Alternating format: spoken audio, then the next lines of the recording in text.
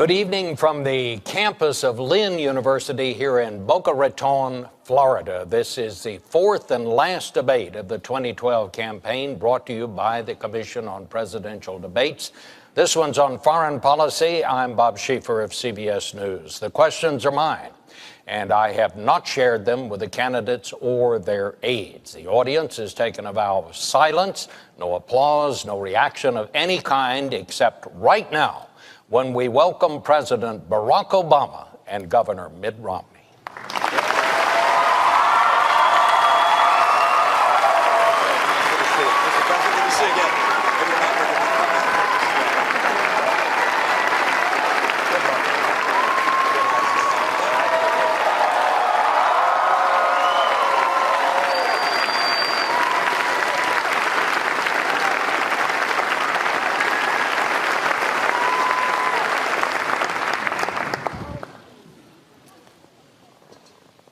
Gentlemen, your campaigns have agreed to certain rules, and they are simple. They've asked me to divide the evening into segments.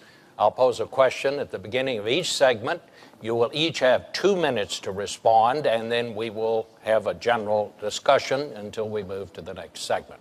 Tonight's debate, as both of you know, comes on the 50th anniversary of the night that President Kennedy told the world that the Soviet Union had installed nuclear missiles in Cuba, perhaps the closest we've ever come to nuclear war. And it is a sobering reminder that every president faces at some point an unexpected threat to our national security from abroad. So let's begin. The first segment is the challenge of a changing Middle East and the new face of terrorism. I'm going to put this into 2 segments, so you'll have 2 topic questions within this one segment on that subject. The first question, and it concerns Libya. The controversy over what happened there continues. 4 Americans are dead, including an American ambassador. Questions remain. What happened? What caused it? Was it spontaneous? Was it an intelligence failure? Was it a policy failure? Was there an attempt to mislead people about what really happened? Governor Romney, you said this was an example of an American policy in the Middle East that is unraveling before our very eyes. I'd like to hear each of you give your thoughts on that. Governor Romney, you won the toss. You go first. Thank you, Bob, and thank you for agreeing to moderate this debate this evening. Thank you to Lynn University for welcoming us here. And Mr. President, it's good to be with you again. We were together at a humorous event a little earlier, and it's nice to maybe be funny this time, not on purpose. We'll see what happens. This is obviously an area of great concern to the entire world and to America in particular, which is to see a complete change in the structure and the environment in the Middle East.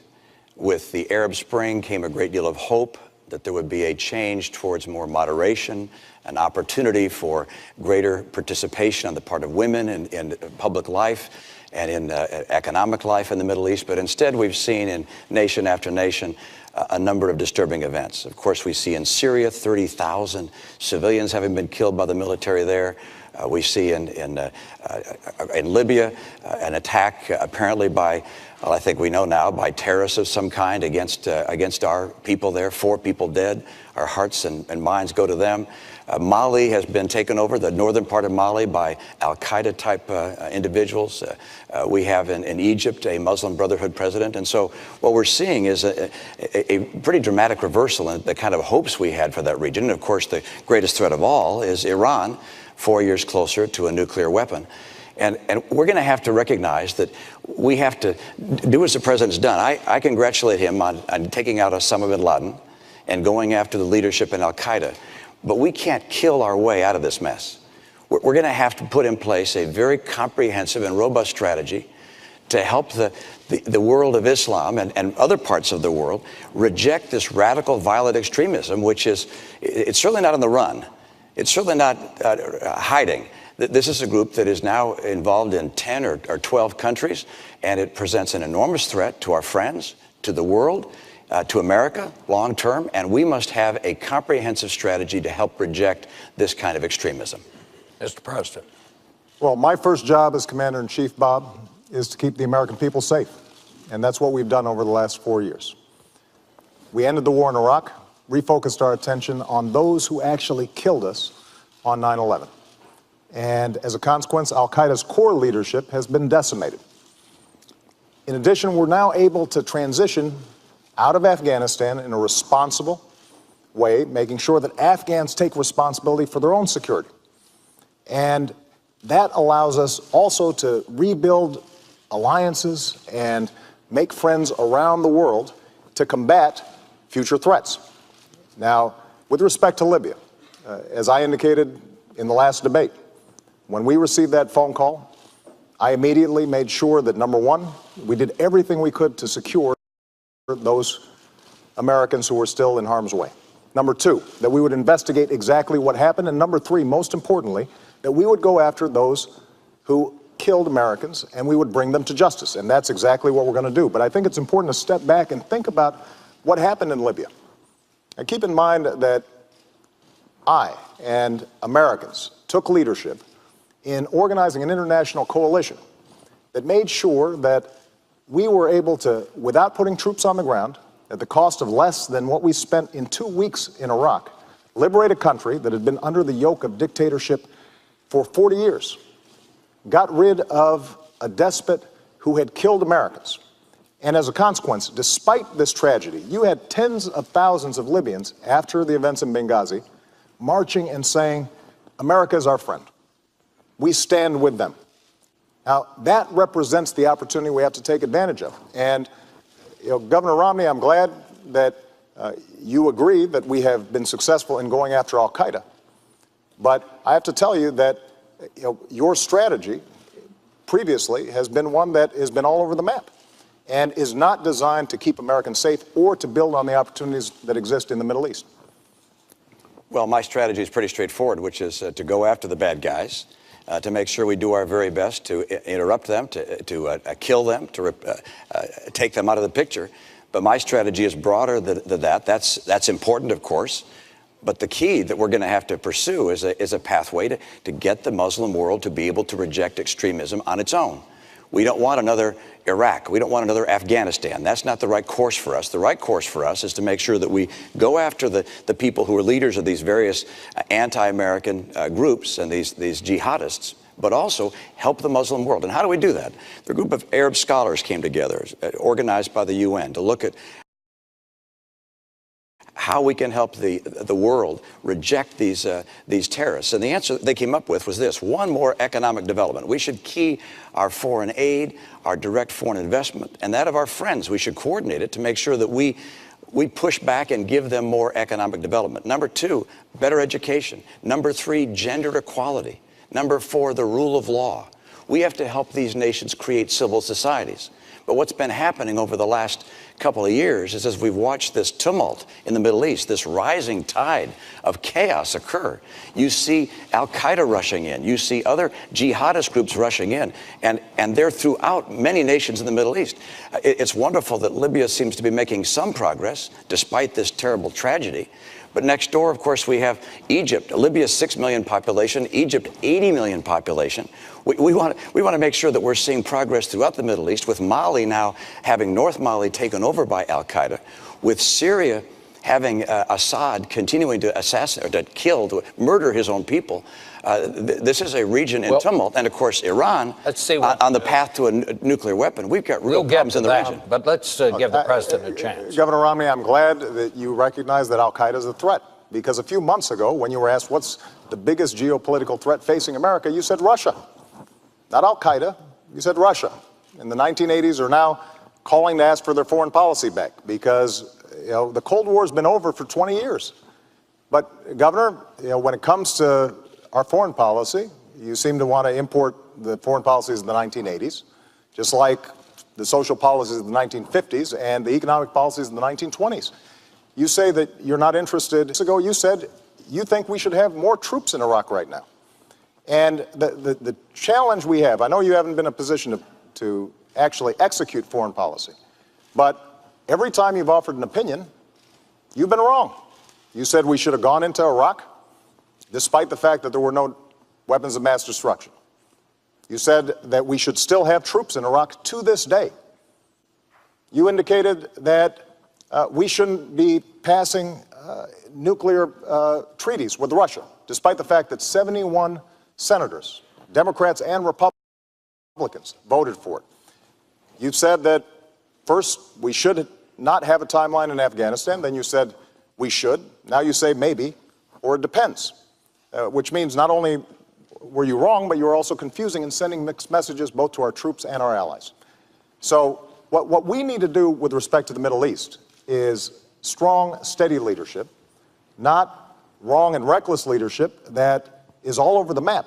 And unfortunately, that's the kind of opinions that you've offered throughout this campaign, and it is not a recipe for American strength or keeping America safe over the long term. I'm going to add a couple of minutes here to give you a chance to respond. Well, of course, I don't concur with what the president said about my own record and the things that I've said.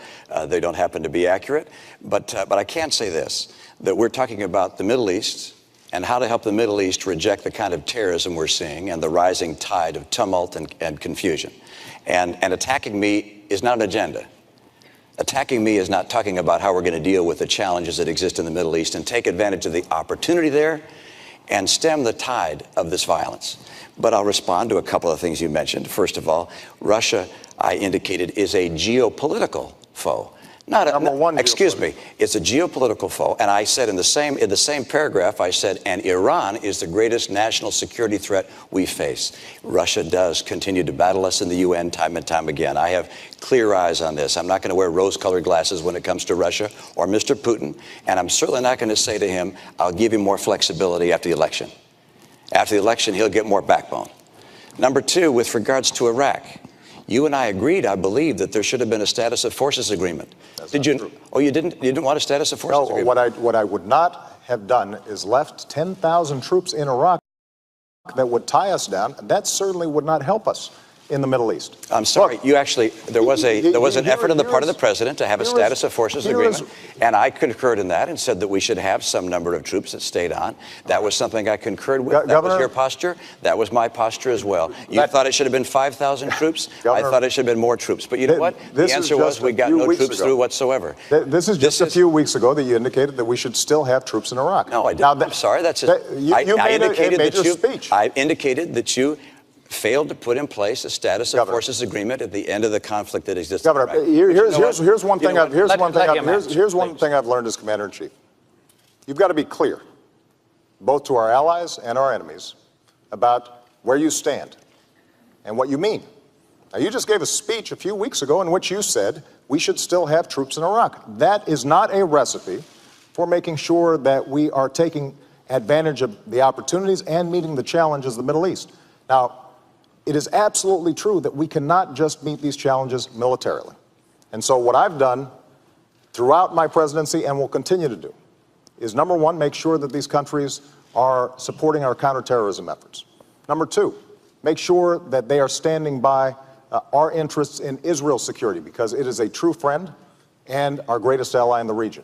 Number three, we do have to make sure that we're protecting religious minorities and women, because these countries can't develop unless all the population, not just half of it, is developing. Number four, we do have to develop their economic capabilities. But number five, the other thing that we have to do is recognize that we can't continue to do nation building in these regions. Part of American leadership is making sure that we're doing nation building here at home. That will help us maintain the kind of American leadership that we need. Let me interject the second topic question in this segment about the Middle East and so on, and that is, you both mentioned, alluded to this, and that is Syria. War in Syria has now spilled over into Lebanon. We have, more than 100 people that were killed there in a bomb. There were demonstrations there, 8 people dead. Mr. President, it's been more than a year since you told Assad he had to go. Since then, 30,000 Syrians have died. We've had 300,000 refugees. The war goes on. He's still there.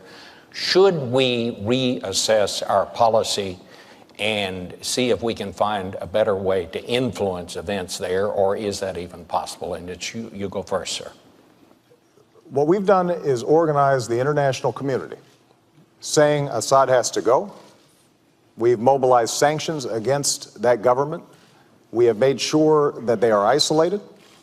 We have provided humanitarian assistance, and we are helping the opposition organize, and we're particularly interested in making sure that we're mobilizing the moderate forces inside of Syria.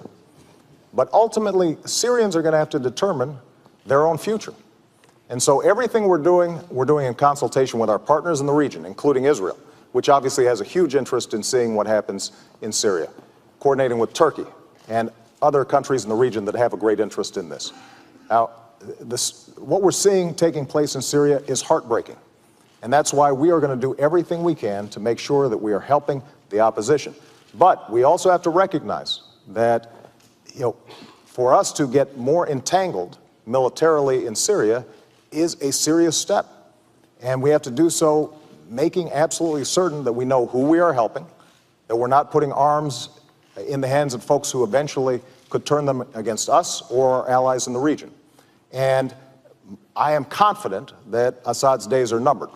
But what we can't do is to simply suggest that, as Governor Romney at times has suggested, that giving heavy weapons, for example, to the Syrian opposition is a simple proposition that would lead us to be safer over the long term.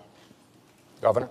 Well, let's step back and talk about what's happening in Syria and how important it is. First of all, 30,000 people being killed by their government is a humanitarian disaster. Secondly, Syria is an opportunity for us because Syria plays an important role in the Middle East, particularly right now. Syria is Iran's only ally in the Arab world. It's their route to the sea. It's the route for them to arm Hezbollah in Lebanon, which threatens, of course, our ally Israel. And so seeing Syria remove Assad is a very high priority for us. Number two, seeing the replacement government being responsible people is critical for us. And finally, we don't want to have military involvement there. We don't want to get drawn into a military conflict. And so the right course for us is working through our partners and with our own resources to identify responsible parties within Syria, organize them, bring them together in a form of if not government, a form of council that can take the lead in Syria, and then make sure they have the arms necessary to defend themselves. We do need to make sure that they don't have arms that get into the wrong hands, that those arms could be used to hurt us down the road. We need to make sure as well that we coordinate this effort with our allies, and particularly with Israel. But the Saudis and the Qatari and the Turks are all very concerned about this. They're willing to work with us. We need to have a very effective leadership effort in Syria, making sure that the insurgents there are armed, and that the insurgents that become armed are people who will be the responsible parties. Recognize, I believe that Assad must go. I believe he will go. But I believe we want to make sure that we have the relationships of friendship with the people that take his place, such that in the years to come, we see Syria as a friend and Syria as a responsible party in the Middle East. This is a critical opportunity for America. And what I'm afraid of is that we've watched over the past year or so, first the president saying, well, we'll let the UN deal with it. And Kofi Annan came in and said, we're going to try to have a ceasefire. That didn't work. Then it looked to the Russians and said, let's see if you can do something. We should be playing the leadership role there, not on the ground with military. All right. But play the leadership role. We are playing the leadership role. We organized the Friends of Syria. We are mobilizing humanitarian support and support for the opposition.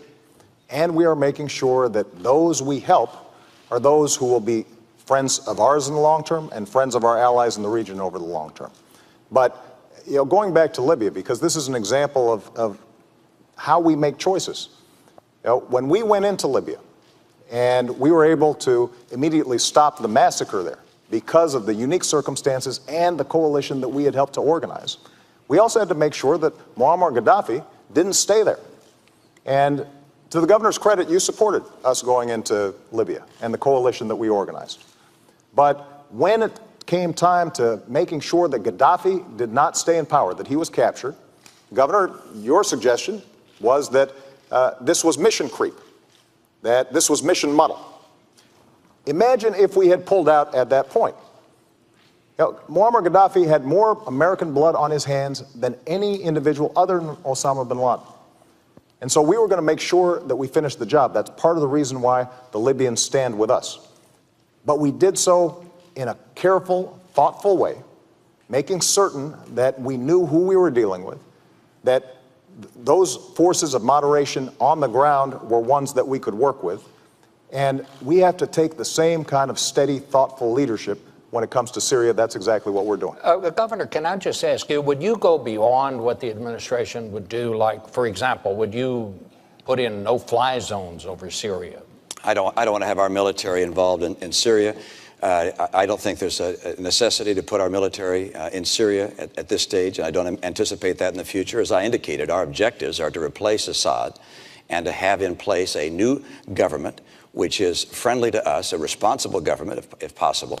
And I want to make sure they get armed and they have the arms necessary to defend themselves, but also to remove Assad. But I do not want to see a military involvement on the part of our troops.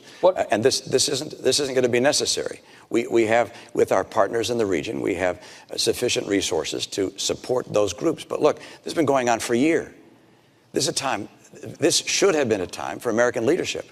We should have taken a leading role, not militarily, but a leading role organizationally, governmentally, to bring together the parties there, to find responsible parties. As you hear from intelligence sources even today, the insurgents are highly disparate. They haven't come together. They haven't formed a unity group, a council of some kind. That needs to happen. America can help that happen. And we need to make sure they have the arms they need to carry out the very important role, which is getting rid of Assad. Could we get a quick response, Mr. President? Because I want to ask about Egypt. I'll be very quick. What you just heard Governor Romney said is he doesn't have different ideas, and that's because we're doing exactly what we should be doing to try to promote a moderate Syrian leadership and an effective transition so that we get Assad out. That's the kind of leadership we've shown. That's the kind of leadership we'll continue to show.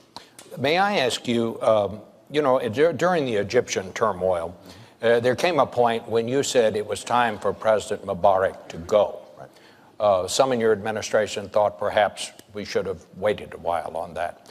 Do you have any regrets about that? No, I don't, because I think that America has to stand with democracy. The notion that we would have tanks run over those young people who were in Tahrir Square, that is not the kind of American leadership that John F. Kennedy talked about 50 years ago. But what I've also said is that now that you have a democratically elected government in Egypt, that they have to make sure that they take responsibility for protecting religious minorities. And we have put significant pressure on them to make sure they're doing that. To recognize the rights of women, which is critical throughout the region. These countries can't develop if young women are not given the kind of education that they need. They have to abide by their treaty with Israel. That is a red line for us, because not only is Israel's security at stake, but our security is at stake if that unravels. They have to make sure that they're cooperating with us when it comes to counterterrorism, and we will help them with respect to developing their own economy, because ultimately what's going to make the Egyptian revolution successful for the people of Egypt, but also for the world, is if those young people who gathered there are seeing opportunities. Their aspirations are similar to young people's here. They want jobs. They want to be able to make sure their kids are going to a good school. They want to make sure that they have a roof over their heads and that they have the prospects of a better life in the future. And so one of the things that we've been doing is, for example, organizing entrepreneurship conferences with these Egyptians to give them a sense of how they can start rebuilding their economy in a way that's non-corrupt, that's transparent. But what is also important for us to understand is that for America to be successful in this region, there's some things that we're going to have to do here at home as well. One of the challenges over the last decade is we've done experiments in nation building in places like Iraq and Afghanistan. And we've neglected, for example, developing our own economy, our own energy sectors, our own education system. And it's very hard for us to project leadership around the world when we're not doing what we need to do. Governor Romney, I want to hear your response to that, but I would just ask you, would you have stuck with Mubarak? No, I believe, as the president indicated and said at the time, that I supported his action there. I felt that I wish we'd have had a better vision of the future. I wish that looking back at the beginning of the president's term and even further back than that we'd have recognized that there was a growing energy and passion for freedom in that part of the world, and that we would have worked more aggressively with our friend and with other friends in the region to have them make the transition towards a more representative form of government, such that it didn't explode in the way it did. But once it exploded, I felt the same as the president did, which is these freedom voices in the streets of Egypt were the people who were speaking of our principles, and the President Mubarak had done things which were unimaginable, and the idea of him crushing his people was not something that we could possibly support. Let me step back and talk about what I think our mission has to be in the Middle East and even more broadly, because our purpose is to make sure the world is peaceful. We want a peaceful planet. We want people to be able to enjoy their lives and know they're going to have a bright and prosperous future and not be at war. That's our purpose. And the mantle of leadership for promoting the principles of peace has fallen to America. We didn't ask for it, but it's an honor that we have it. But for us to be able to promote those principles of peace requires us to be strong. And that begins with a strong economy here at home. And unfortunately, the economy is not stronger. When the president of Iran, Ahmadinejad, says that our debt makes us not a great country, that's a frightening thing. The former chief of the Joint Chiefs of Staff said that, Admiral Mullen, said that our debt is the biggest national security threat we face. We have weakened our economy. We need a strong economy. We need to have as well a strong military. Our military is second to none in the world. We're blessed with terrific soldiers and extraordinary technology and intelligence. But the idea of $1 trillion in cuts through sequestration and budget cuts to the military would change that. We need to have strong allies. Our association and connection with our allies is essential to America's strength. We're the great nation that has allies, 42 allies and friends around the world. And finally, we have to stand by our principles. And if we're strong in each of those things, American influence will grow. But unfortunately, nowhere in the world is America's influence greater today than it was 4 years ago. Has to respond to that, because that's a perfect segue into our next segment, and that is, what is America's role in the world? And that is the question. What do each of you see as our role in the world? And I believe, Governor Romney, it's your turn to go first. Well, I absolutely believe that America has a responsibility and the privilege of helping defend freedom and promote the principles that make the world more peaceful. And those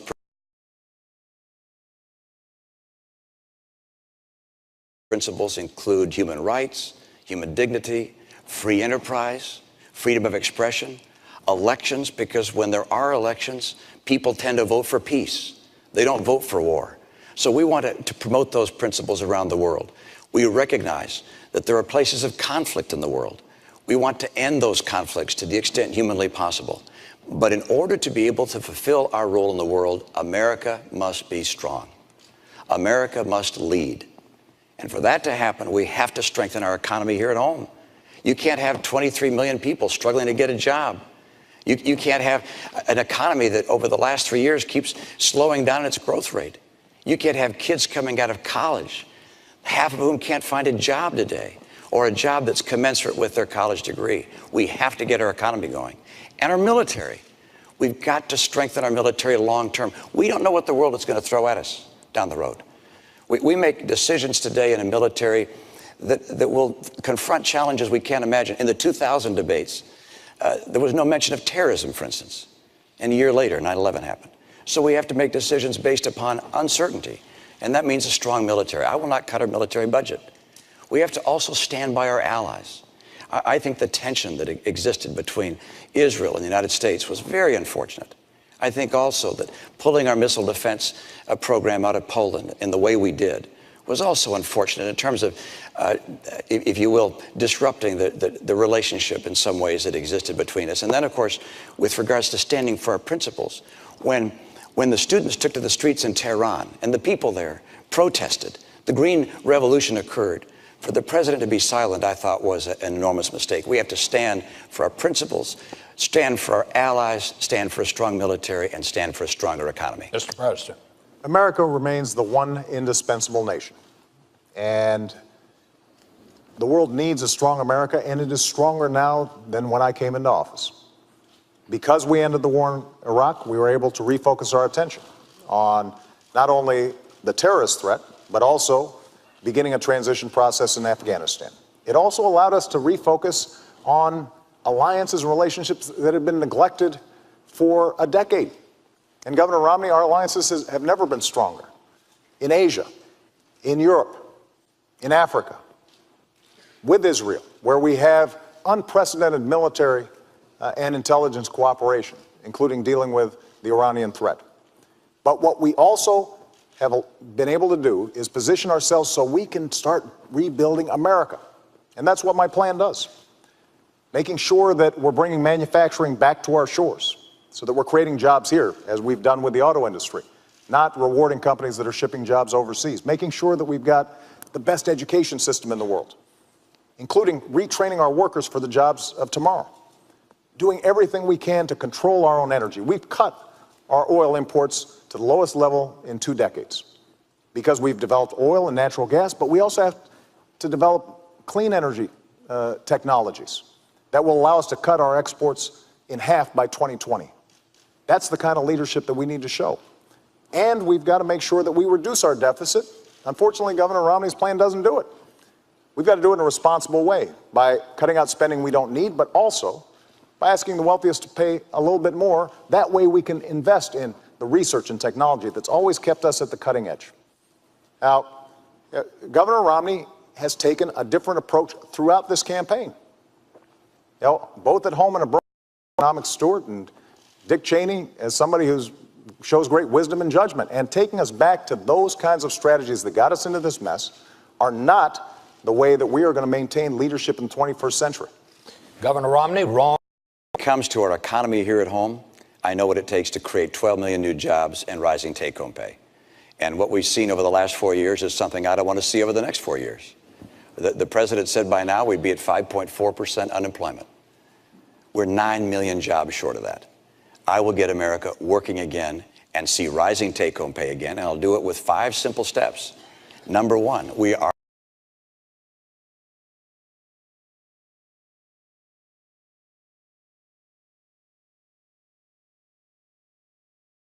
going to have North American energy independence. We're going to do it by taking full advantage of oil, coal, gas, nuclear, and our renewables. Number 2, we're going to increase our trade. Trade grows about 12% per year. It doubles about every 5 or so years. We can do better than that, particularly in Latin America. The opportunities for us in Latin America, we have just not taken advantage of fully. As a matter of fact, Latin America's economy is almost as big as the economy of China. We're all focused on China. Latin America is a huge opportunity for us. Time zone, language opportunities. Number 3, we're going to have training programs that work for our workers and schools that finally put the parents and the teachers and the kids first, and the teachers' union is going to have to go behind. And then we're going to have to get to a balanced budget. We can't expect entrepreneurs and businesses large and small to take their life savings or their company's money and invest in America if they think we're headed to the road to Greece. And that's where we're going right now unless we finally get off this spending and borrowing binge. And I'll get us on track to a balanced budget. And finally, number 5, we've got to champion small business. Small business is where jobs come from. 2/3 of our jobs come from small businesses. New business formation is down at the lowest level in 30 years under this administration. I want to bring it back and get back good jobs and rising take-home pay. Well, let's talk about what we need to compete. In Massachusetts, small businesses development ranked about 48th, I think, out of 50 states in Massachusetts, because the policies that you're promoting actually don't help small businesses. And the way you define small businesses include folks at the very top. And they include you and me. That's not the kind of small business promotion we need. But let's take an example that we know is going to make a difference in the 21st century, and that's our education policy. We didn't have a lot of chance to talk about this in the last debate. You know, under my leadership, what we've done is reformed education, working with governors, 46 states.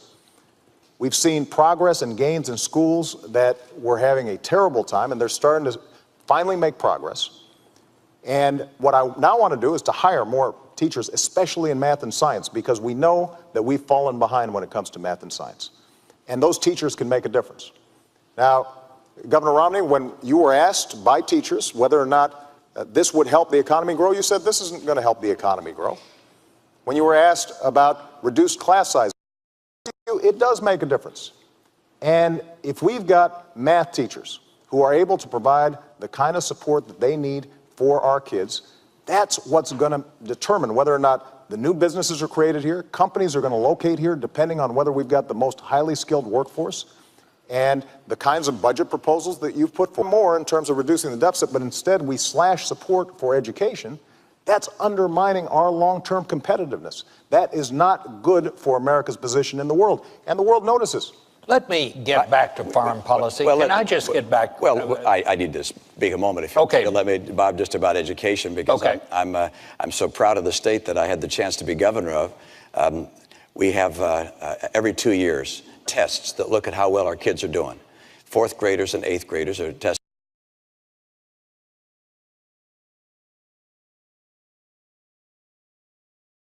in English and math. While I was governor, I was proud that our fourth graders came out #1 of all 50 states in English, and then also in math.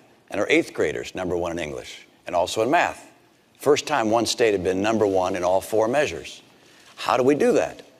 Well, Republicans and Democrats came together on a bipartisan basis to put in place education principles that focused on having great teachers in the classroom. 10 years and earlier, that was what allowed us to become the #1 state in the nation. But that was 10 years before you took office. Absolutely. And then you cut education spending when you came into office. And we kept our schools #1 in the nation. They're still #1 today. All right. And the principles that we put in place, we also gave kids not just a graduation exam that determined whether they were up to the skills needed to be able to compete, but also if they graduated the top quarter of their class, they got a 4-year tuition-free ride at any Massachusetts public institution of higher learning. That happened before you came into office. That was actually mine, Mr. President. You got that fact wrong. I want to try to shift it because we have heard some of this in the other debates. Governor, you say you want a bigger military. You want a bigger Navy. You don't want to cut defense spending. What I want to ask you, we're talking about financial problems in this country. Where are you going to get the money? Well, let's come back and talk about the military, but all the way through. First of all, I'm going through from the very beginning. We're going to cut about 5% of the discretionary budget, excluding military. That's #1. But can you do this without driving us deeper? The good news is I'll be happy to have you take a look. Come on our website. You'll look at how we get to a balanced budget within 8 to 10 years. We do it by reducing spending in a whole series of programs. By the way, #1 I get rid of is Obamacare. There are a number of things that sound good, but frankly, we just can't afford them. And that one doesn't sound good, and it's not affordable. So I get rid of that one from day one. To the extent humanly possible, we get that out. We take program after program that we don't absolutely have to have, and we get rid of them. #2, we take some programs that we are going to keep, like Medicaid, which is a program for the poor. We take that health care program for the poor, and we give it to the states to run because states run these programs more efficiently.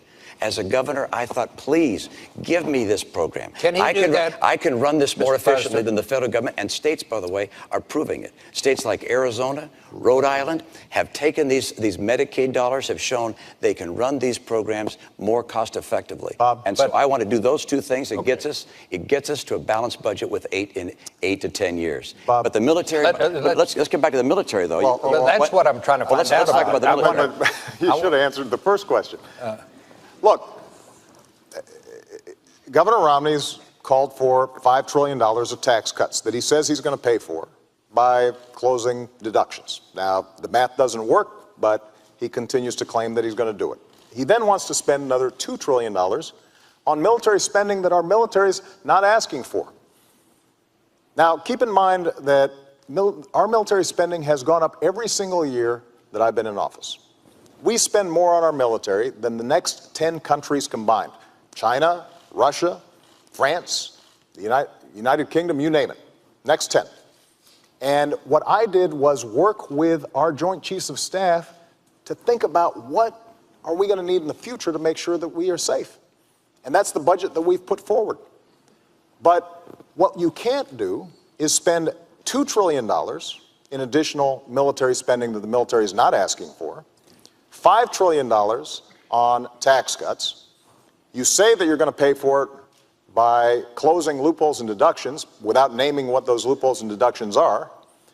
And then somehow you're also going to deal with the deficit that we've already got. The math simply doesn't work. But when it comes to our military, what we have to think about is not, just budgets. We've got to think about capabilities. We need to be thinking about cybersecurity. We need to be thinking about space. That's exactly what our budget does, but it's driven by strategy. It's not driven by politics. It's not driven by members of Congress and what they would like to see. It's driven by what are we going to need to keep the American people safe. That's exactly what our budget does. And it also then allows us to reduce our deficit, which is a significant national security concern, because we've got to make sure that our economy is strong at home so that we can project military power overseas. Bob, I'm pleased that I balanced budgets. I was in the world. I went to the Olympics that was out of balance, and we got it on balance and made a success there. I had the chance to be governor of state 4 years in a row. Democrats and Republicans came together to balance the budget. We cut taxes 19 times, balanced our budget. The president hasn't balanced a budget yet. I expect to have the opportunity to do so myself. All right. I'm going to be able to balance the budget. Let's talk about military spending. And that's this. About 30 seconds. Our Navy is older, our Navy is smaller now than any time since 1917. The Navy said they needed 313 ships to carry out their mission. We're now down to 285. We're headed down to the low 200s if we go through with sequestration. That's unacceptable to me. I want to make sure that we have the ships that are required by our Navy. Our Air Force is older and smaller than any time since it was founded in 1947. We've changed for the first time since FDR. Since FDR, we've always had the strategy of saying we could fight in 2 conflicts at once. Now we're changing to 1 conflict. Look, this, in my view, is the highest responsibility of the President of the United States, which is to maintain the safety of the American people. And I will not cut our military budget by $1 trillion, which is the combination of the budget cuts that the President has, as well as the sequestration cuts. That, in my view, is making our future less certain and less secure. Bob, I just need to comment on this. First of all, the sequester is not something that I proposed. It's something that Congress has proposed. It will not happen. The budget that we're talking about is not reducing our military spending. It's maintaining it. But I think Governor Romney maybe hasn't spent enough time looking at how our military works. You mentioned the Navy, for example, and that we have fewer ships than we did in 1916. Well, Governor, we also have fewer horses and bayonets because the nature of our military has changed. We have these things called aircraft carriers where planes land on them. We have these ships that go underwater, nuclear submarines. And so the question is not a game of battleship where we're counting ships. It's what are our capabilities? And so when I sit down with the Secretary of the Navy and the Joint Chiefs of Staff, we determine how are we going to be best able to meet all of our defense needs in a way that also keeps faith with our troops, that also makes sure that our veterans have the kind of support that they need when they come home. And that is not reflected in the kind of budget that you're putting forward because it just doesn't work. All right. And you know, we visited the website quite a bit, and it still doesn't work. A lot to cover. I'd like to move to the next segment, red lines, Israel and Iran. Would either of you, and you'll have 2 minutes, and President Obama, you have the first go at this one. Would either of you be willing to declare that an attack on Israel is an attack on the United States, which of course is the same promise that we give to our close allies like Japan? And if you made such a declaration, would not that deter Iran? It's certainly deterred the Soviet Union for a long, long time when we made that promise to our allies. Mr. President. Well, first of all, Israel is a true friend. It is our greatest ally in the region. And if Israel is attacked, America will stand with Israel. I've made that clear throughout my presidency. So you're saying we've already made that declaration? I will stand with Israel if they are attacked. And this is the reason why war between our 2 countries in history. In fact, this week we'll be carrying out the largest military exercise with Israel in history, this very week. But to the issue of Iran, as long as I'm President of the United States, Iran will not get a nuclear weapon. I made that clear when I came into office. We then organized the strongest coalition and the strongest sanctions against Iran in history, and it is crippling their economy. Their currency has dropped 80%. Their oil production has plunged to the lowest level since they were fighting a war with Iraq 20 years ago. So their economy is in a shambles. And the reason we did this is because a nuclear Iran is a threat to our national security, and it's a threat to Israel's national security. We cannot afford to have a nuclear arms race in the most volatile region of the world. Iran's a state sponsor of terrorism, and for them to be able to provide nuclear technology to non-state actors, that's unacceptable. And they have said that they want to see Israel wiped off the map. So the work that we've done with respect to sanctions now offers Iran a choice. They can take the diplomatic route and end their nuclear program, or they will have to face a united world and a United States president, me, who said we're not going to take any options off the table. The disagreement I have with Governor Romney is that during the course of this campaign, he's often talked as if we should take premature military action. I think that would be a mistake, because when I've sent young men and women into harm's way, I always understand that that is the last resort, not the first resort. 2 minutes. Well, first of all, I want to underscore the same point the president made, which is that if I'm president of the United States, when I'm president of the United States, we will stand with Israel. And if Israel is attacked, we have their back, not just diplomatically, not just culturally, but militarily. That's number one. Number two, with regards to Iran and the threat of Iran. There's no question but that a nuclear Iran, a nuclear-capable Iran, is unacceptable to America. It presents a threat not only to our friends, but ultimately a threat to us, to have Iran have nuclear material, nuclear weapons that could be used against us or to be threatening to us. It's also essential for us to understand what our mission is in Iran, and that is to dissuade Iran from having a nuclear weapon through peaceful and diplomatic means. And crippling sanctions are something I called for 5 years ago when I was in Israel speaking at the Herzliya conference. I laid out 7 steps. Crippling sanctions were number one, and they do work. You're seeing it right now in the economy. It's absolutely the right thing to do to have crippling sanctions. I'd have put them in place earlier, but it's good that we have them.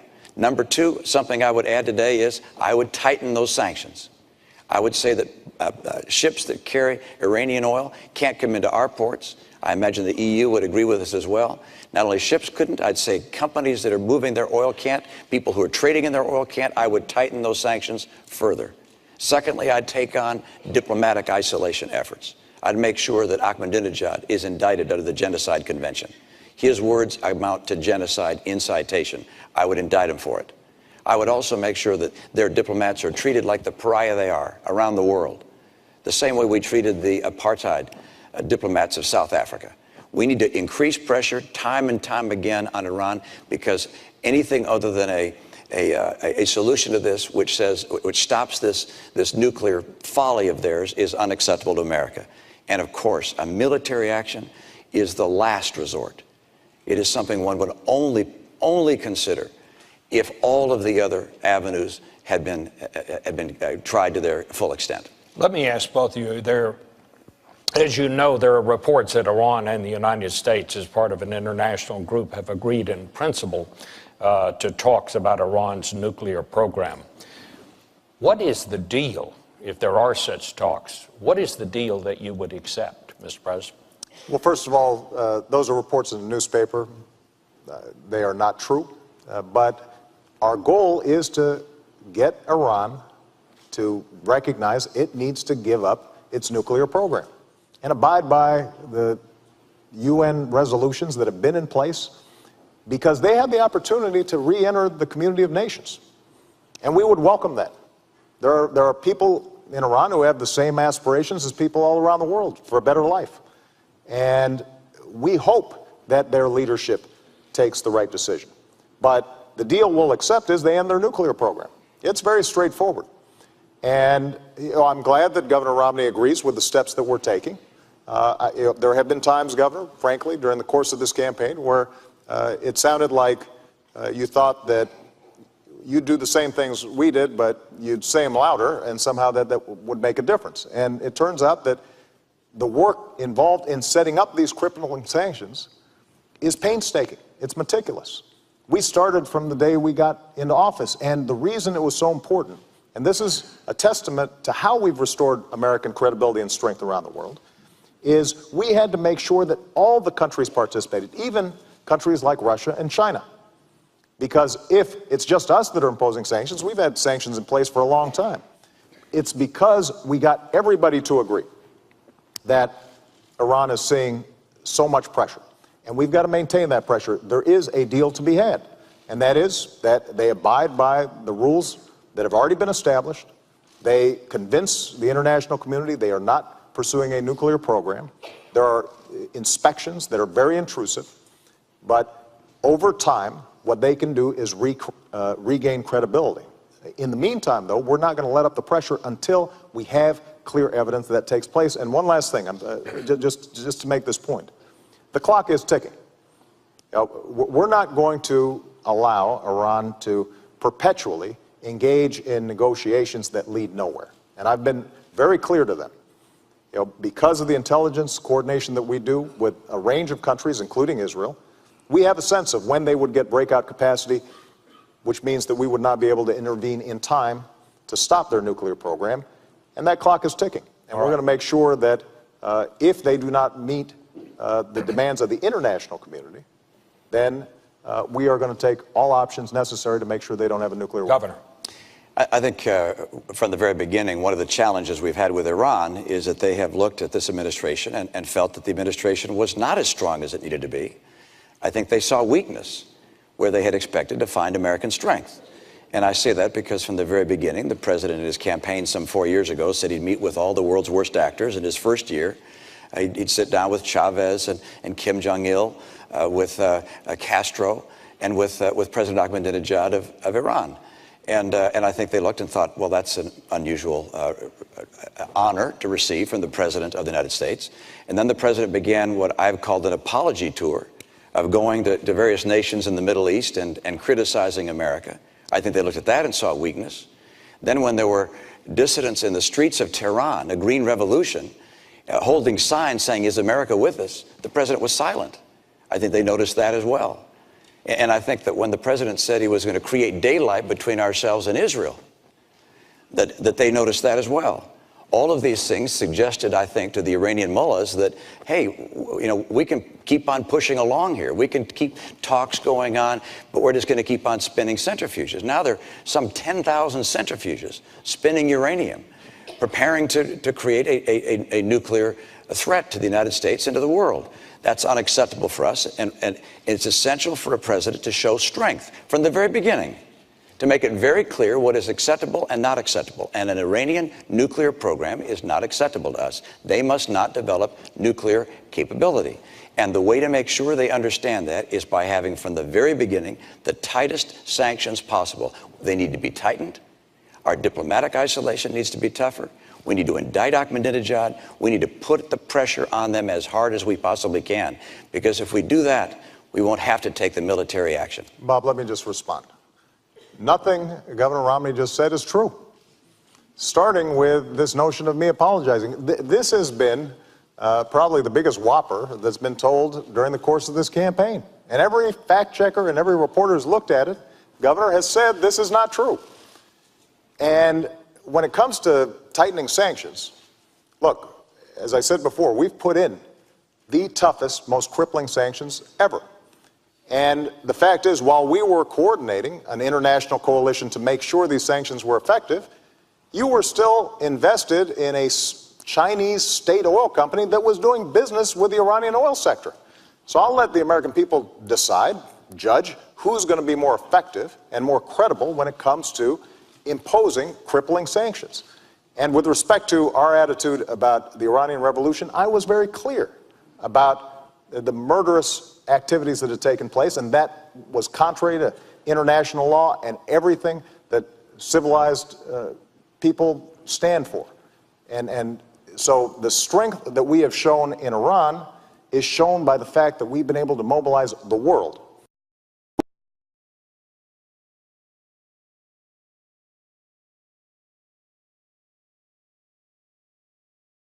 Weakest point, economically, strategically, militarily, than in many years. And we are going to continue to keep the pressure on to make sure that they do not get a nuclear weapon. That's in America's national interest, and that will be the case so long as I'm president. We're 4 years closer to a nuclear Iran. We're 4 years closer to a nuclear Iran. And we should not have wasted these 4 years to the extent they've continued to be able to spin these centrifuges and get that much closer. That's number one. Number two, Mr. President, the reason I call it an apology tour is because you went to the Middle East and you flew to Egypt and to Saudi Arabia and to Turkey and Iraq. And by the way, you skipped Israel, our closest friend in the region. But you went to the other nations. And by the way, they noticed that you skipped Israel. And then in those nations, on an Arabic TV, you said that America had been dismissive and derisive. You said that on occasion, America had dictated to other nations. Mr. President, America has not dictated to other nations. We have freed other nations from dictators. Let me respond. If we're going to talk about trips that we've taken, when I was a candidate for office, first trip I took was to visit our troops. And when I went to Israel as a candidate, I didn't take donors. I didn't attend fundraisers.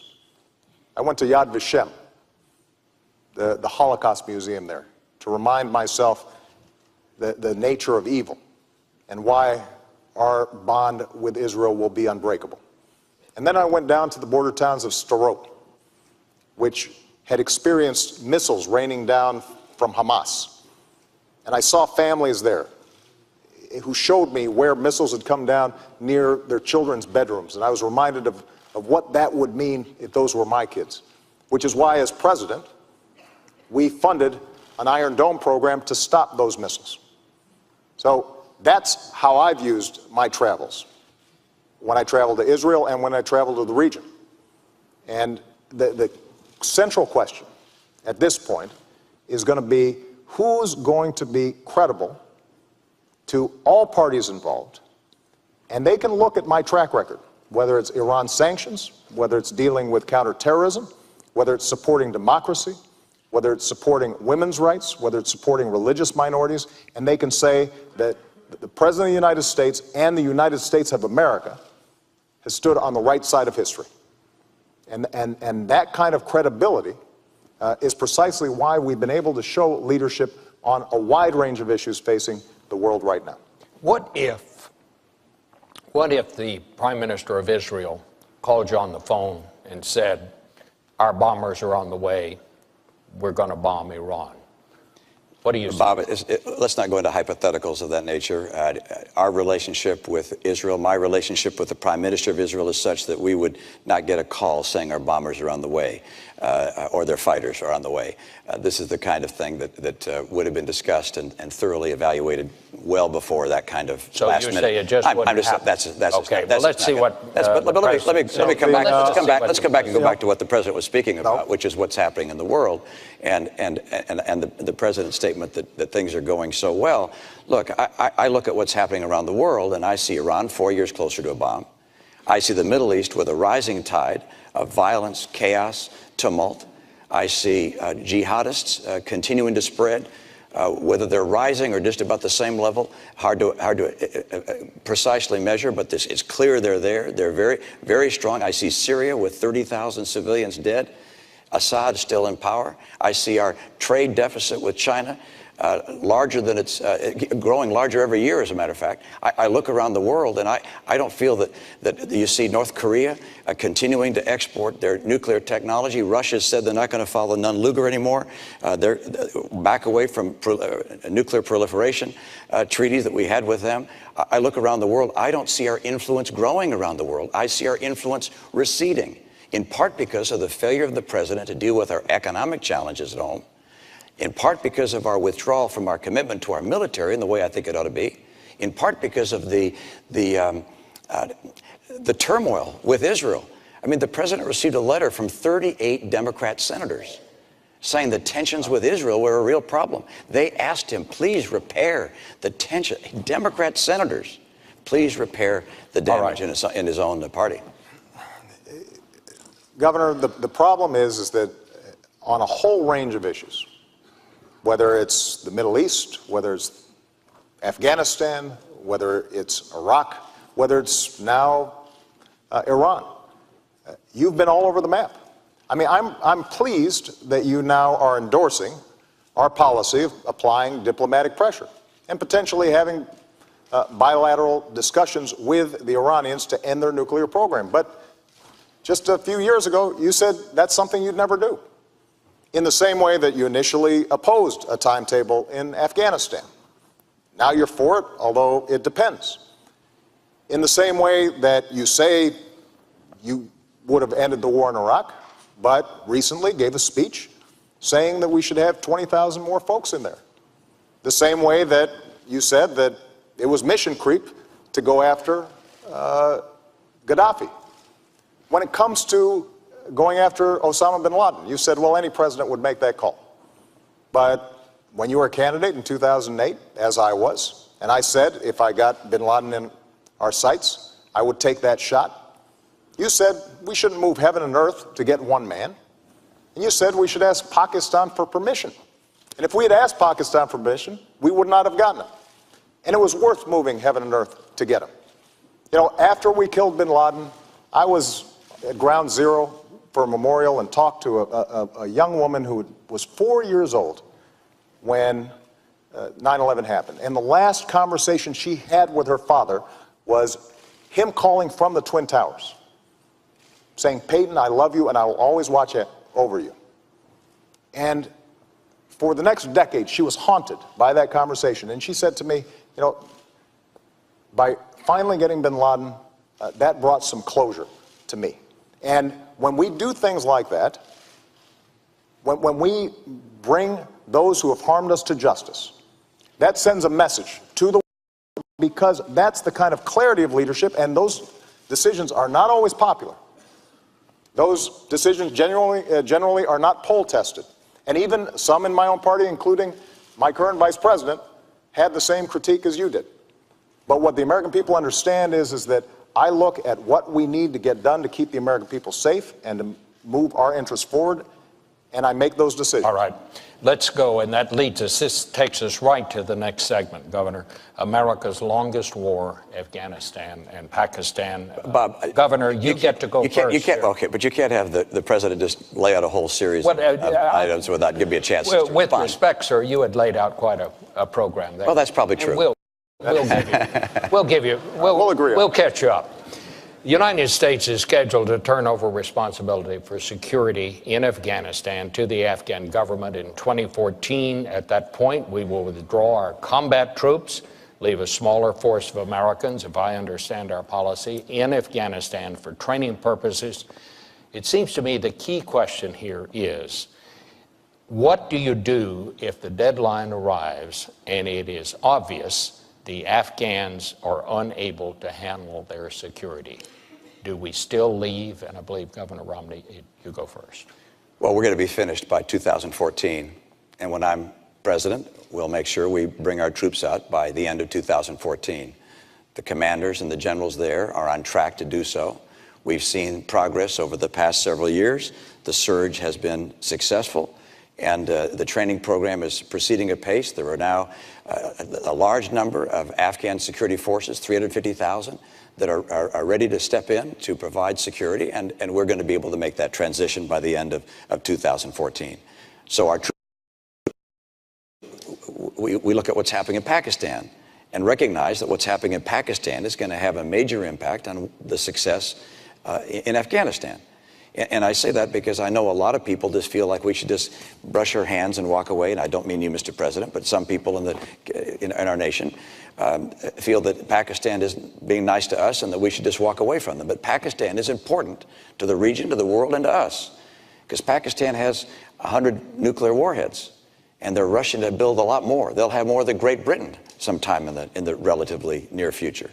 They also have the Haqqani network and the Taliban existent within their country. And so a Pakistan that falls apart becomes a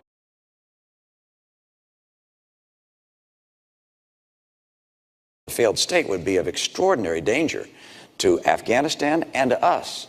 And so we're going to have to remain helpful in encouraging Pakistan to move towards a more stable government and rebuild a relationship with us. And that means that our aid that we provide to Pakistan is going to have to be conditioned upon certain benchmarks being met. So for me, I look at this as both a need to help move Pakistan in the right direction and also to get Afghanistan to be ready, and they will be ready by the end of 2014. Mr. President.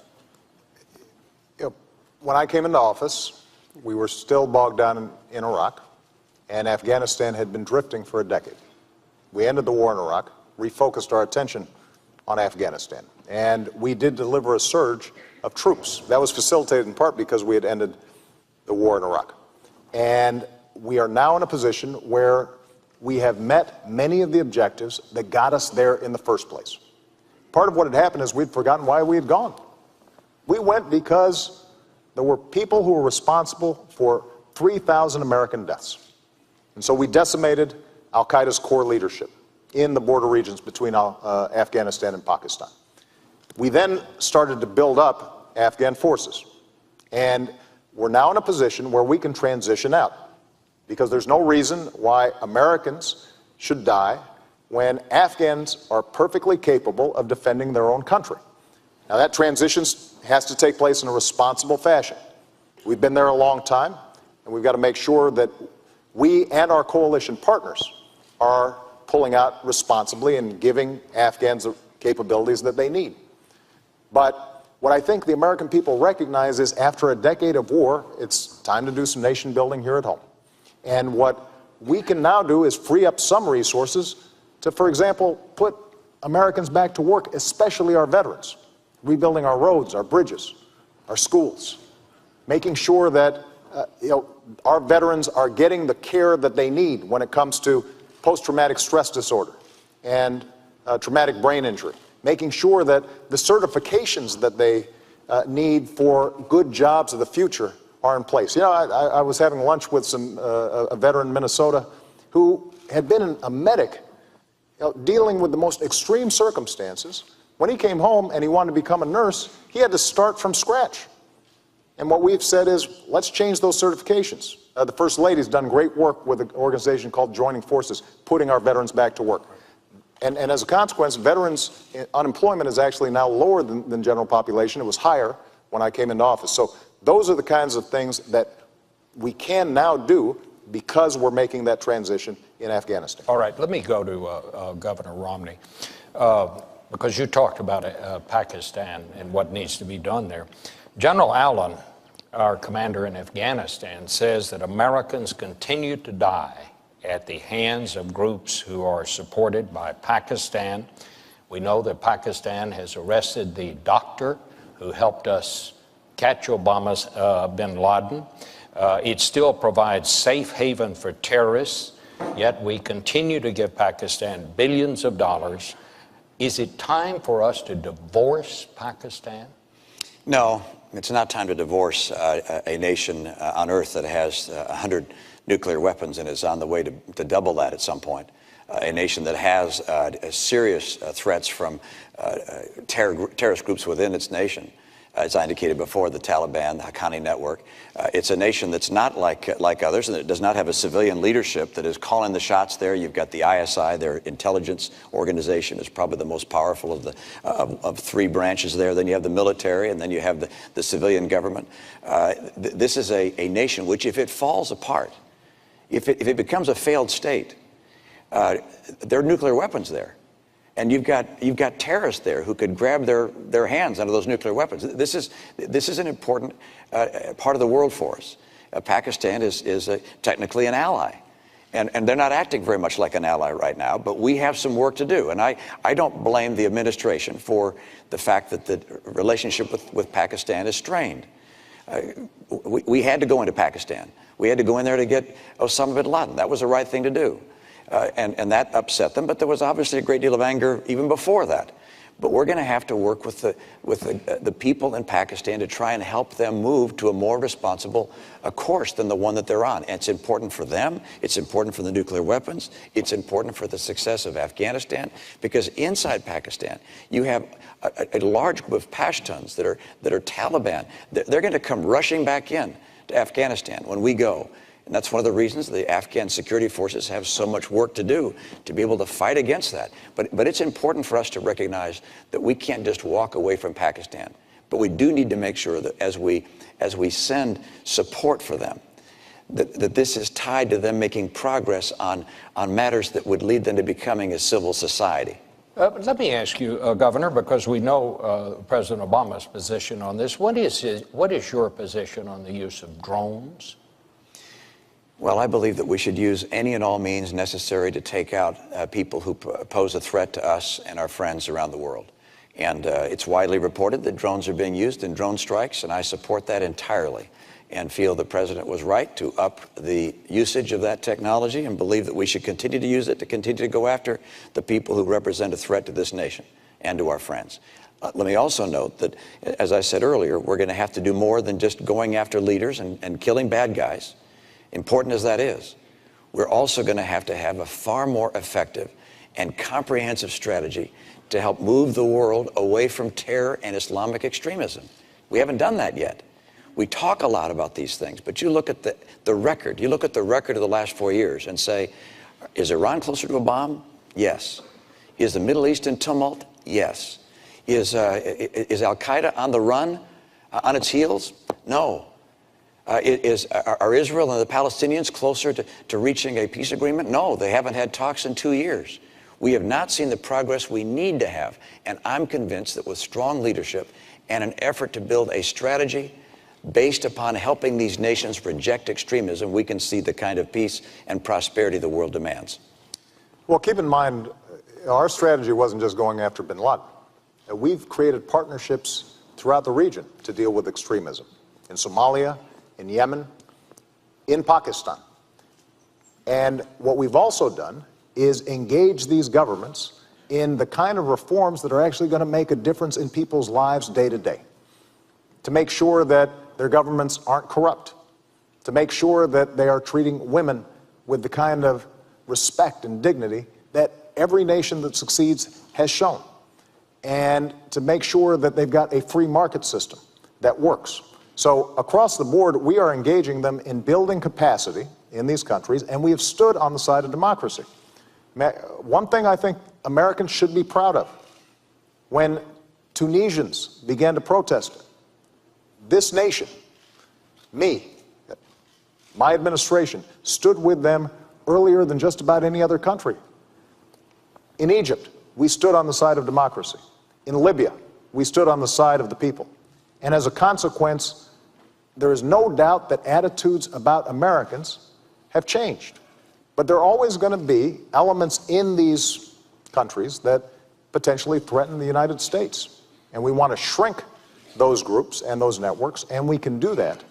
But we're always also going to have to maintain vigilance when it comes to terrorist activities. The truth, though, is that Al-Qaeda is much weaker than it was when I came into office, and they don't have the same capacities to attack the U.S. homeland and our allies as they did 4 years ago. Let's go to the next segment, because it's a very important one. It is the rise of China and future challenges for America.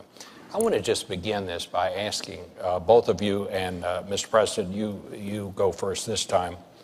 What do you believe is the greatest future threat to the national security of this country? Well, I think it will continue to be terrorist networks. We have to remain vigilant, as I just said.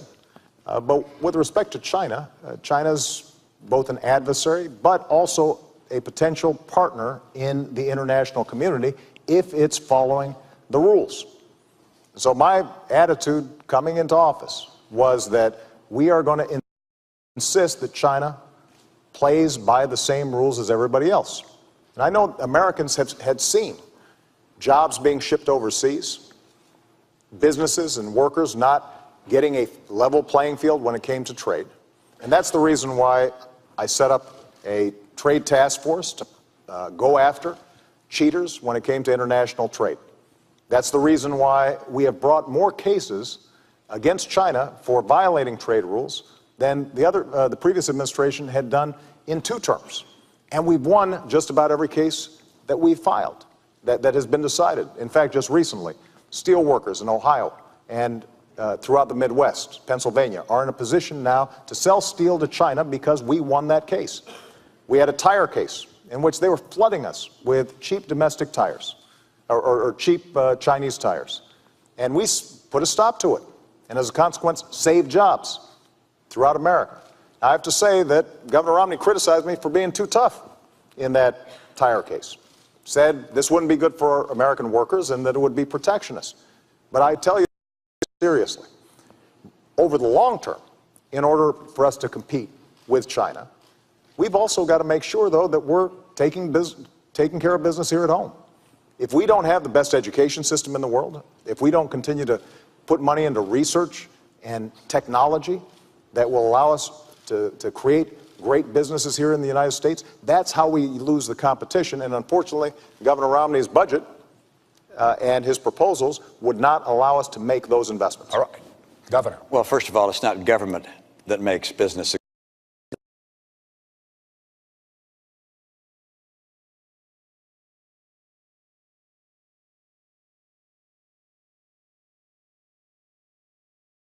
the greatest threat that the world faces, the greatest national security threat, is a nuclear Iran. Let's talk about China. China has an interest that's very much like ours in one respect, and that is they want a stable world. They don't want war. They don't want to see protectionism. They don't want to see the world break out into various forms of chaos, because they have to manufacture goods and put people to work. They have about 20 million people coming out of the farms every year, coming into the cities, needing jobs. So they want the economy to work and the world to be free and open.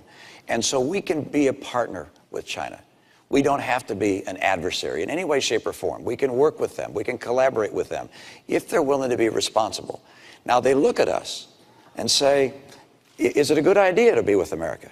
How strong are we going to be? How strong is our economy? They look at the fact that we owe them $1 trillion and owe other people $16 trillion in total, including them. They look at our decision to cut back on our military capabilities. $1 trillion. The Secretary of Defense called these $1 trillion of cuts to our military devastating. It's not my term. It's the President's own Secretary of Defense called them devastating.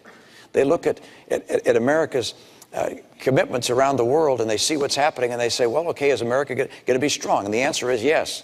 If I'm president, America will be very strong. We'll also make sure that we have trade relations with China that work for us. I've watched year in and year out as companies have shut down and people have lost their jobs because China has not played by the same rules, in part by holding down artificially the value of their currency. It holds down the prices of their goods. It means our goods aren't as competitive and we lose jobs. That's got to end. They're making some progress. They need to make more. That's why on day one I will label them a currency manipulator, which allows us to apply tariffs where they're taking jobs. They're stealing our intellectual property, our patents, our designs, our technology, hacking into our computers, counterfeiting our goods. They have to understand, we want to trade with them. We want a world that's stable. We like free enterprise, but you got to play by the rules. Well, Governor, let me just ask you, if you declare them a currency manipulator on day one, some people are saying you're just going to start a trade war with China on day one. Isn't there a risk that that could happen? Well, they sell us about this much stuff every year, and we sell them about this much stuff every year. So it's pretty clear who doesn't want a trade war. And there's one going on right now, which we don't know about. It's a silent one, and they're winning. We have enormous trade imbalance with China, and it's worse this year than last year, and it's worse last year than the year before.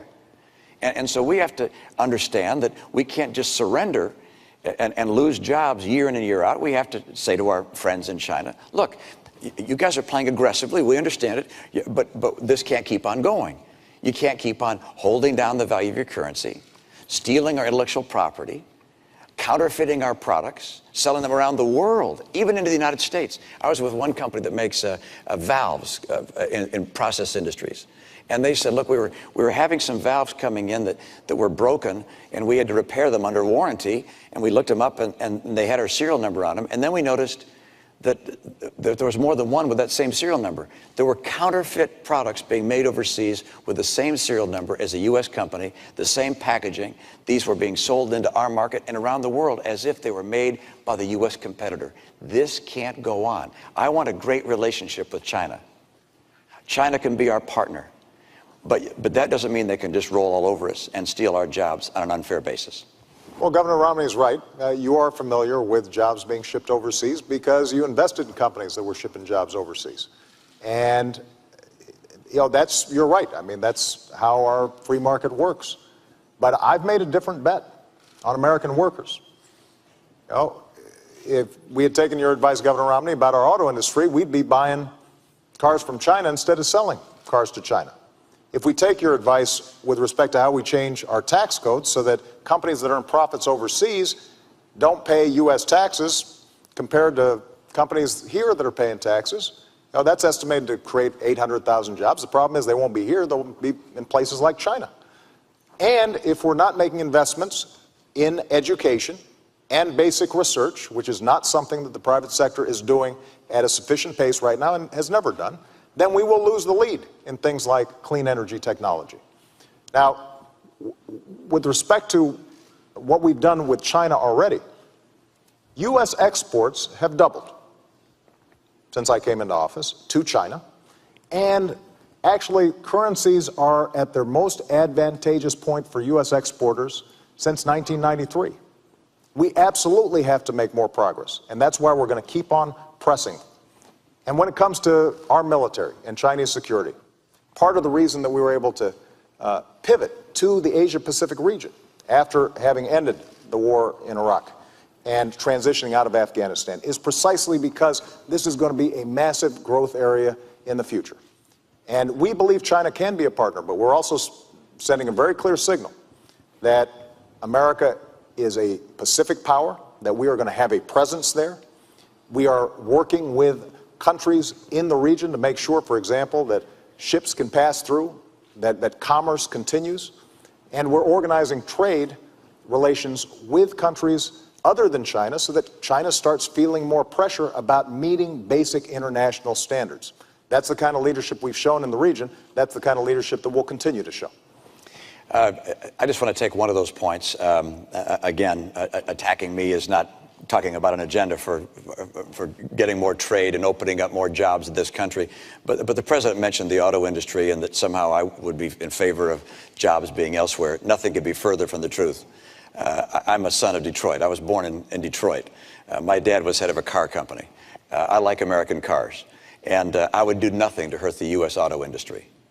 My plan to get the industry on its feet when it was in real trouble was not to start writing checks. It was President Bush that wrote the first checks. I disagree with that. I said these companies need to go through a managed bankruptcy.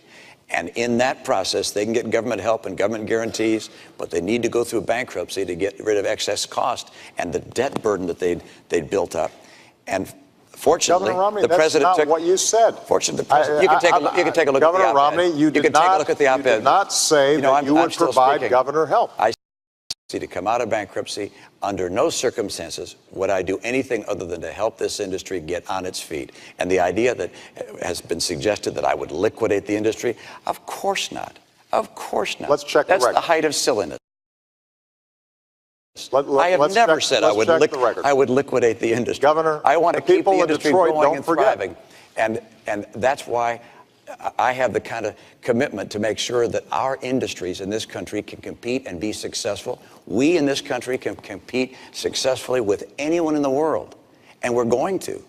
We're going to have a president, however, that doesn't think that somehow the government investing in car companies like Tesla and Fisker, making electric battery cars. This is not research, Mr. President. These are the government investing in companies, investing in Solyndra. This is a company. This isn't basic research. I want to invest in research. Research is great.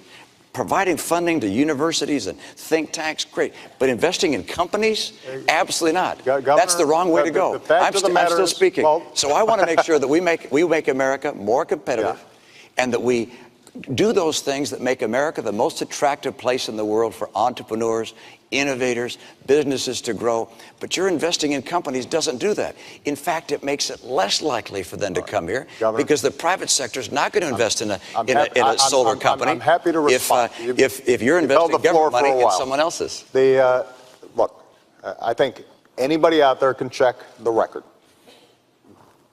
Governor Romney, you keep on trying to airbrush history here.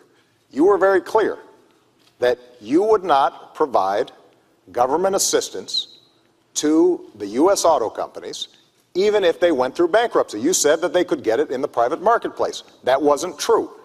They would have gone through a liquid. You're wrong, Mr. President. No, I am not You're wrong. I am not People wrong. can look it up. And You're right. People will look it up. Good. But more importantly, it is true that in order for us to be competitive, we're going to have to make some smart choices right now. Cutting our education budget, that's not a smart choice. That will not help us compete with China.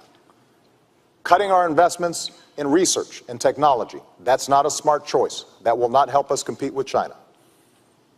Bringing down our deficit by adding $7 trillion of tax cuts and military spending that our military is not asking for, before we even get to the debt that we currently have, that is not going to make us more competitive. Those are the kinds of choices that the American people face right now. Having a tax code that rewards companies that are shipping jobs overseas instead of companies that are investing here in the United States, that will not make us more competitive.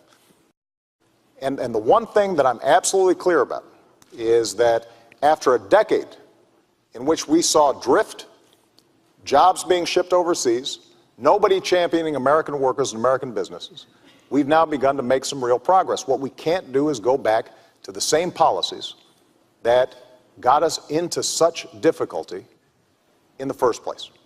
And that's why we have to move forward and not go back. I could agree more about going forward, but I certainly don't want to go back to the policies of the last 4 years. The policies of the last 4 years have seen incomes in America decline every year for middle-income families, now down $4,300 during your term. 23 million Americans still struggling to find a good job. When you came to office, 32 million people on food stamps. Today, 47 million people on food stamps. When you came to office, just over $10 trillion in debt. Now, $16 trillion in debt. It hasn't worked. You said by now we'd be at 5.4% unemployment. We're 9 million jobs short of that. I've met some of those people. I've met them in Appleton, Wisconsin. I met a young woman in Philadelphia who's coming out of college, can't find work. Ann was with someone just the other day that was just weeping about not being able to get work. It's just a tragedy in a nation so prosperous as ours that these last 4 years have been so hard. And that's why it's so critical that we make America once again the most attractive place in the world to start businesses, to build jobs, to grow the economy. And that's not going to happen by just hiring teachers. Look, I love teachers, and I'm happy to have states and communities that want to hire teachers do that. By the way, I don't like to have the federal government start pushing its way deeper and deeper into our schools. Let the states and localities do that. I was a governor. The federal government didn't hire our teachers. But I love teachers. But I want to get our private sector growing, and I know how to do it. I think we all love teachers. Gentlemen, thank you so much for a very vigorous debate. We have come to the end. It is time for closing statements. I believe you're first, Mr. President. Well, thank you very much, Bob, Governor Romney, and to Lynn University. You've now heard 3 debates, months of campaigning, and way too many TV commercials. And now you've got a choice. Over the last 4 years, we've made real progress digging our way out of policies that gave us 2 prolonged wars, record deficits, and the worst economic crisis since the Great Depression. And Governor Romney wants to take us back to those policies. Foreign policy that's wrong and reckless, economic policies that won't create jobs, won't reduce our deficit, but will make sure that folks at the very top don't have to play by the same rules that you do. And I've got a different vision for America. I want to build on our strengths. And I've put forward a plan to make sure that we're bringing manufacturing jobs back to our shores by rewarding companies and small businesses that are investing here, not overseas. I want to make sure we've got the best education system in the world, and we're retaining our workers for the jobs of tomorrow. I want to control our own energy by developing oil and natural gas, but also the energy sources of the future. Yes, I want to reduce our deficit by cutting spending that we don't need, but also by asking the wealthy to do a little bit more so that we can invest in things like research and technology that are the key to a 21st century economy. As Commander-in-Chief, I will maintain the strongest military in the world, keep faith with our troops, and go after those who would do us harm. But after a decade of war, I think we all recognize we got to do some nation building here at home, rebuilding our roads, our bridges, and especially caring for our veterans who sacrificed so much for our freedom. We've been through tough times, but we always bounce back because of our character, because we pull together. And if I have the privilege of being your president for another 4 years, I promise you I will always listen to your voices, I will fight for your families, and I will work every single day to make sure that America continues to be the greatest nation on earth. Thank you. Governor. Thank you, Bob, Mr. President, folks at Lynn University. Good to be with you. I'm optimistic about the future. I'm excited about our prospects as a nation. I want to see peace. I want to see growing peace in this country. It's our objective. We have an opportunity to have real leadership. America is going to have that kind of leadership and continue to promote principles of peace that will make a world a safer place and make people in this country more confident that their future is secure. I also want to make sure that we get this economy going. And there are two very different paths the country can take. One is a path represented by the president, which at the end of 4 years would mean we'd have $20 trillion in debt, heading towards Greece. I'll get us on track to a balanced budget. The president's path will mean continuing declining in take-home pay. I want to make sure our take-home pay turns around and starts to grow. The president's path means 20 million people out of work, struggling for a good job. I'll get people back to work with 12 million new jobs. I'm going to make sure that we get people off of food stamps, not by cutting the program, but by getting them good jobs. America's going to come back, and for that to happen, we're going to have a president who can work across the aisle. I was in a state where my legislature was 87% Democrat. I learned how to get along on the other side of the aisle. We've got to do that in Washington. Washington is broken. I know what it takes to get this country back, and we'll work with good Democrats, having a nation that's free and prosperous thanks to the contributions of the greatest generation. They've held a torch for the world to see, a torch of freedom and hope and opportunity. Now it's our turn to take that torch. I'm convinced we'll do it. We need strong leadership. I'd like to be that leader with your support. I'll work with you. I'll lead you in an open and honest way. And I ask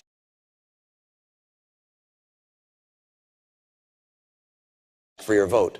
I'd like to be the next president of the United States to support and help this great nation and to make sure that we all together maintain America as the hope of the earth. Thank you so much. Gentlemen, thank you both so much. That brings an end to this year's debates, and we want to thank Lynn University and its students for having us. As I always do at the end of these debates, I leave you with the words of my mom, who said, "Go vote." Makes you feel big and strong. That's great. Good night. Thank you, Bob. Thank you. Nice Thank job. you. Thank you. I really enjoyed it.